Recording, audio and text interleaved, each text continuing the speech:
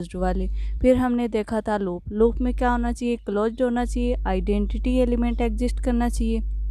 उसके बाद हमने देखा था सेमी ग्रुप। सेमी ग्रुप में क्या होता है, हमारे पास कौन कौन सी प्रॉपर्टी होती हैं, क्लोज्ड वाली होती है और एसोसिएटिव। फिर हमने देखा था मोनोइड। मोनोइड में हमारे पास क्या होता है, तो मोनोइड में होता है क्लोज होना चाहिए, एसोसिएटिव होना चाहिए और हमारे पास क्या होना चाहिए, आइडेंटिटी एलिमेंट एग्जिस्ट करना चाहिए। उसके बाद हमने देखा था ग्रुप। ग्रुप में हमारे पास 4 प्रॉपर्टी होनी चाहिए, क्लोज्ड होना चाहिए, एसोसिएटिव होना चाहिए, आइडेंटिटी होना चाहिए और क्या होना चाहिए, इनवर्स एलिमेंट एग्जिस्ट करना चाहिए। उसके बाद हमने देखा था अबेली ग्रुप। अबेली ग्रुप होने के लिए हमारे पास 5 प्रॉपर्टी हो जाएंगी। वो कौन कौन सी हैं, तो वो हमारे पास क्लोज होना चाहिए, एसोसिएटिव होना चाहिए, आइडेंटिटी होनी चाहिए, इन्वर्स होना चाहिए और क्या होना चाहिए, कम्यूटेटिव होना चाहिए। उसके बाद हमारे पास क्या है, ग्रुप क्या होता है, ग्रुप के 2 टाइप होते हैं, कौन कौन से, एक तो फाइनाइट ग्रुप होता है और एक क्या होता है, इनफाइनाइट ग्रुप होता है। फाइनाइट ग्रुप में क्या होता है, एलिमेंट है वो, उनकी संख्या क्या होती है, सीमित होती है। और इनफाइनाइट में क्या होता है, हमारे पास ग्रुप परिमित नहीं होता, उसके अंदर जो नंबर ऑफ एलिमेंट है वो क्या होते हैं, हमारे पास इनफाइनाइट होते हैं। ग्रुप की कोटि क्या कहलाती है, ग्रुपांक कहलाती है। ग्रुप में जितने एलिमेंट है वो क्या कहलाएगी, उसकी कोटि कहलाएगी। फिर मैंने आपको बताया कौन कौन सा ग्रुप होता है, कौन कौन सा ग्रुप नहीं होता। इसकी मैंने आपको एक टेबल भी बनवाई थी, एक बार फिर से रिकॉल कर लेते हैं इसको। n+ में हमारे पास प्लस के लिए मैंने बताया था आपको, आइडेंटिटी क्या होता है, 0 होता है। बट n+ में 0 होता है क्या, तो आप बोलोगे नहीं होता मैम, इस वजह से क्या नहीं है, हमारे पास ग्रुप नहीं है। सेकंड हमने देखा n× के लिए। n× के लिए हमारे पास आइडेंटिटी तो है, वो तो होता है 1, बट इसके अंदर इन्वर्स एलिमेंट होता है क्या, हमारे पास मल्टीप्लिकेशन के लिए इन्वर्स क्या है, जैसे कि 2 का इन्वर्स क्या होना चाहिए, 1/2 होना चाहिए। बट n में है क्या, तो ये नहीं है, तो ये क्या नहीं है, हमारे पास ग्रुप नहीं है। नेक्स्ट हम देखते हैं W+। तो W+ के लिए ग्रुप नहीं होता, क्यों नहीं होता है, क्योंकि इसमें आइडेंटिटी एलिमेंट तो हमारे पास 0 बट इन्वर्स एग्जिस्ट नहीं करता, इस वजह से ग्रुप नहीं है। Z+ में हमारे पास इन्वर्स भी एग्जिस्ट करता है, जैसे कि 2 का इन्वर्स क्या होगा, -2 होगा। आइडेंटिटी एलिमेंट क्या होगा, 0 होगा, तो ये क्या हमारे पास ग्रुप है। ऐसे ही मैंने आपको कुछ एग्जाम्पल दिए हैं जिसकी एक टेबल बनाई हुई है, आप इसका स्क्रीनशॉट ले सकते हैं, कौन कौन सा ग्रुप होता है। एग्जाम में डायरेक्ट इससे क्वेश्चन पूछते हैं कि निम्न में से कौन सा ग्रुप है और कौन सा नहीं है, जो कि ग्रुप थ्योरी का बेसिक पार्ट है। आज हम क्या स्टार्ट करने वाले हैं, तो आज हम स्टार्ट करने वाले हैं हमारा जो है वो साइक्लिक ग्रुप। आज हम साइक्लिक ग्रुप का बेसिक पढ़ेंगे, इसके जनरेटर फाइंड आउट करेंगे। उसके बाद नेक्स्ट क्लास में हम इसकी प्रॉपर्टीज़ को देखेंगे। तो 2 क्लास में हमारा जो साइक्लिक ग्रुप है वो कंप्लीट हो जाएगा। तो साइक्लिक ग्रुप में हम देखते हैं, साइक्लिक ग्रुप को हम मोनोजेनिक ग्रुप भी बोलते हैं। कई बार आ जाएगा कि निम्न में से मोनोजेनिक ग्रुप कौन सा है, तो साइक्लिक ग्रुप का अदर नेम क्या है, हमारे पास मोनोजेनिक ग्रुप है। साइक्लिक ग्रुप कहते किसे हैं, तो ग्रुप जी है वो साइक्लिक ग्रुप कहलाएगा यदि ग्रुप जी में कम से कम एक अवयव ए है वो ऐसा रिप्रेजेंट होना चाहिए ताकि जी का प्रत्येक अवयव ए की पूर्णांक घात के रूप में हम रिप्रेजेंट कर सकते हैं। तब ए को हम क्या कहते हैं, ग्रुप जी का जनरेटर कहते हैं तथा इसे जी और इस वाले साइन से रिप्रेजेंट करते हैं। तो ये हमें ध्यान में होना चाहिए, ऐसे करके कोई ग्रुप दे देगा और बोल देगा ये अबेलियन ग्रुप है या फिर मोनोजेनिक ग्रुप है या परम्यूटेशन ग्रुप है, तो हमें पता होना चाहिए इसको किससे रिप्रेजेंट करते हैं, इसको ऐसे रिप्रेजेंट करते हैं। तो साइक्लिक ग्रुप क्या होता है, वह ग्रुप होता है यदि ग्रुप जी में कम से कम एक अवयव ए ऐसा रिप्रेजेंट होना चाहिए ताकि जी का प्रत्येक अवयव उसको हम ए की इंटीजर पावर के रूप में रिप्रेजेंट कर सकें। अब हम इसके कुछ एग्जांपल देखते हैं कि मैम इसको हम रिप्रेजेंट कैसे करेंगे। तो इसके लिए हम देखते हैं, हमारे पास एक ग्रुप, मैंने बताया था आपको 2 ग्रुप हैं जो कि हमें हमेशा काम में आएंगे। कौन कौन से, 1 -1 आयोटा माइनस आयोटा, और एक ग्रुप कौन सा बताया था मैंने, 1 ओमेगा और ओमेगा का स्क्वायर। अब हम देखेंगे इसके अंदर कौन सा एलिमेंट है जिससे हम ग्रुप के सारे एलिमेंट बना सकते हैं। मोनोजेनिक ग्रुप का मीन्स यही है, जैसे कि 1 ओमेगा स्क्वायर है, तो मैंने किया ओमेगा की पावर 1, इससे हमारे पास ओमेगा आ जाएगा। अगर मैंने किया ओमेगा की पावर 2 तो इससे हमारे पास ओमेगा की पावर 2 आ जाएगी। फिर मैंने किया ओमेगा की पावर 3, इसका मीन्स क्या है, हमारे पास ओमेगा क्या है, इसका जनरेटर है, क्योंकि ओमेगा की हम पावर करते जाएं तो हमारे पास जितने भी इस ग्रुप में एलिमेंट है वो सभी एलिमेंट मिल रहे हैं। इसी प्रकार से हम ओमेगा स्क्वायर को भी इसका जनरेटर बोल सकते हैं। क्यों बोल सकते हैं, आप बोलोगे कि मैम ऐसे कैसे हो सकता है, तो ओमेगा की पावर 2 की पावर 1 किया तो ओमेगा स्क्वायर ही आया। फिर हमने ओमेगा का स्क्वायर किया तो हमारे पास ओमेगा की पावर 3 इंटू ओमेगा तो क्या है, ओमेगा की पावर 3 मैंने बताया था आपको क्या होता है, 1 होता है। तो ये क्या आ गया हमारे पास ओमेगा। ऐसे ही हमने ओमेगा स्क्वायर की पावर 3 की तो क्या आ गया 1। इससे भी ग्रुप के सारे एलिमेंट और जनरेट हो रहे हैं, तो ये क्या है हमारे पास साइक्लिक ग्रुप है।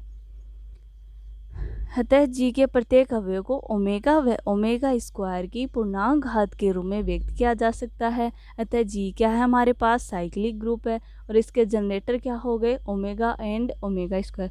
तो एग्जाम में आपसे डायरेक्ट क्वेश्चन है वो किस प्रकार से पुटअप हो सकता है, तो उसमें दे देंगे हमारे पास ये ग्रुप है और आप इसके जनरेटर फाइंड आउट कीजिए। तो आप कोई भी ग्रुप है उसमें देखेंगे कौन सा एलिमेंट है जिसकी हम पावर करें तो ग्रुप के सारे एलिमेंट हमें मिल जाएं, वही क्या है हमारे पास साइक्लिक ग्रुप होता है।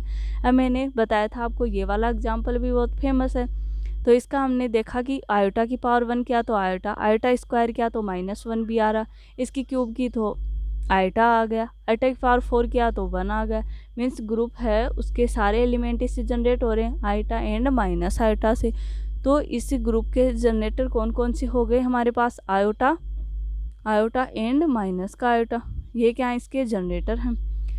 उसके बाद में हम नेक्स्ट कुछ हमारे पास ये नोट पॉइंट है, यदि जी हमारे पास फाइनाइट ग्रुप है तथा किसी अवयव की कोटि ग्रुप की कोटि के बराबर है, जी क्या होना चाहिए फाइनाइट ग्रुप होना चाहिए, और एलिमेंट की कोटि और ग्रुप का ऑर्डर सेम है, तब वह अवयव ग्रुप जी का क्या कहलाता है जनरेटर कहलाता है, तथा जी क्या होगा हमारे पास साइक्लिक ग्रुप होगा। जैसे कि हमने देखा है कि ये आयोटा, आयोटा की पावर 4 की तब हमारे पास आइडेंटिटी एलिमेंट मिल रहा है, इसका मतलब क्या है ये ग्रुप के ऑर्डर के बराबर है, इस वजह से ये क्या बना हमारा जनरेटर बना। तो यही थ्योरम नोट पॉइंट में वो क्या होगा हमारे पास साइक्लिक ग्रुप होगा।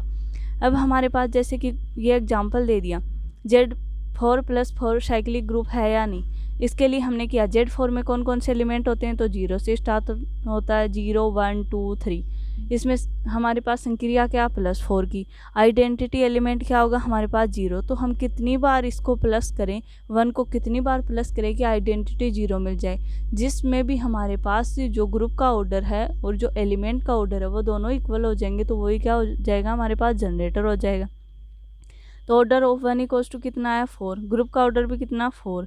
ऐसे इसके जनक कौन कौन से हो जाएंगे तो 1 एंड 3। जैसे 2 का किया तो 2 तो हमारे पास 2 ऑर्डर पे आ गया, जबकि ग्रुप का ऑर्डर है वो 4 है और 2 है वो 2 प्लस 2 करने पर ही 0 आ गया, तो ये जनरेटर नहीं हो सकता। फिर अपन 3 के लिए देखेंगे, ऐसे ही 4 के लिए वो क्या हो जाएगा ग्रुप का जनरेटर हो जाएगा।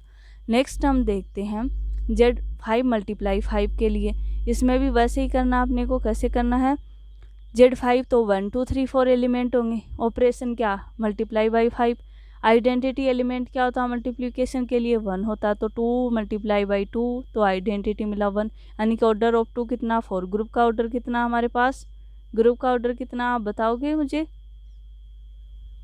तो ग्रुप का ऑर्डर कितना हमारे पास 4, कितने एलिमेंट है इसके अंदर 4, तो ग्रुप का ऑर्डर क्या हुआ, ग्रुप का ऑर्डर मैंने क्या बताया था ग्रुप में जितने एलिमेंट होते हैं वही क्या होता है हमारे पास ग्रुप का ऑर्डर होता है। फिर हमने 3 के लिए देखा, ऐसे ही आइडेंटिटी एलिमेंट 4 पे आ रहा है, तो इसका जनरेटर कौन कौन से हो गए 2, 3। ऐसे अब आप किसी भी क्वेश्चन के जनरेटर फाइंड आउट कर सकते हैं, एग्जाम में से डायरेक्ट क्वेश्चन बनता है और ये मोस्ट इंपॉर्टेंट टॉपिक भी है, क्योंकि जनरेटर निकालना वो हर एग्जाम में मोस्टली पूछा ही जाता है इससे क्वेश्चन। जैसे ही हमारे पास Z7 × 7 के लिए हमारे पास पूछ रखा है, इसमें भी आइडेंटिटी एलिमेंट 1 होता है, तो इसका ऑर्डर, एक बात मैंने आपको बताई थी, जो कि हमारे पास आइडेंटिटी एलिमेंट होता है उसका ऑर्डर हमेशा 1 होगा। ऐसे ही 2 × ऑर्डर 3 आया, जबकि इसका ऑर्डर कितना हमारे पास 6। तो जहाँ पे भी हमारे पास संक्रिया करवाएं, जैसे कि 5 को 5 से किया तो 25 आया, 25 में क्या करेंगे 7 से डिवाइड करेंगे, तो हमारे पास कितना आएगा 5 रिमाइंडर रहा। फिर हमने 5 को इससे किया 20 आया, ऐसे इसको डिवाइड करते जाएंगे और हमारे पास जो अगर ग्रुप का ऑर्डर और एलिमेंट का ऑर्डर 6 आ जाएगा तो वही क्या होगा जनरेटर। तो इसके अंदर जनरेटर कितना है हमारे पास 3 और 5। ऐसे ही हमारे पास एक टेबल दी हुई है, इसमें हमें जनरेटर निकालना, तो A B C D मैंने क्या बताया था, पहले इस वाले कॉलम को इस वाली रो से जनरेट करवाएं। जैसे कि एक को A से करवाया तो हमारे पास क्या मिला A स्टार ऑफ A, तो हमारे पास B है, ऑर्डर ऑफ A कितना हो गया 4 हो गया, C स्टार ऑफ C हमारे पास B होगा, तो ऑर्डर ऑफ C 2 हो गया, ऑर्डर ऑफ D कितना 4। तो ग्रुप का ऑर्डर और एलिमेंट का ऑर्डर कौन सा इक्वल है, ए और डी के लिए। तो इसका जनरेटर क्या हुआ, ए कोमा डी। तो जनरेटर वाला कॉन्सेप्ट आपको समझ में, अगर यहाँ पे आपको कुछ भी प्रॉब्लम है जनरेटर को फाइंड आउट करने में तो एक बार आप कमेंट करके मुझसे पूछ सकते हैं। उसके बाद हम देखते हैं हमारे पास होता है एक ही आच्छादक फलन f1, f2, f3, f4 का कोई सेट है।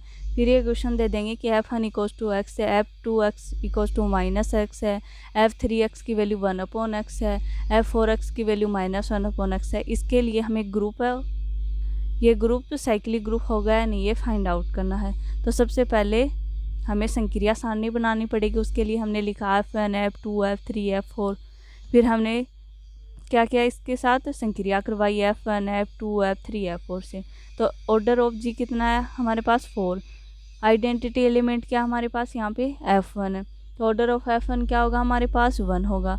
फिर हमने देखा कि कोई भी ग्रुप का ऑर्डर है वो एलिमेंट के ऑर्डर के बराबर नहीं आया, इस वजह से ये साइक्लिक ग्रुप नहीं है, क्योंकि हमें यहाँ पे क्या नहीं फाइंड आउट हुए, जनरेटर ही नहीं मिले। जनरेटर कब होता है, जब ग्रुप का ऑर्डर और एलिमेंट का ऑर्डर दोनों सेम होते हैं, तब वो क्या होता है हमारे पास जनरेटर एलिमेंट होते। ऐसे ही हमें देखना है कि जेड प्लस है वो साइक्लिक ग्रुप है या नहीं। यह भी बहुत फेमस एग्जाम्पल है। हमारे पास जो भी इनफाइनाइट ग्रुप होता है उसके ओनली ऑन 2 क्या होते हैं हमारे पास, जनरेटर होते हैं। एक तो वो आइडेंटिटी एलिमेंट होता है और एक क्या होता है उसका इन्वर्स एलिमेंट होगा हमारे पास, ठीक है।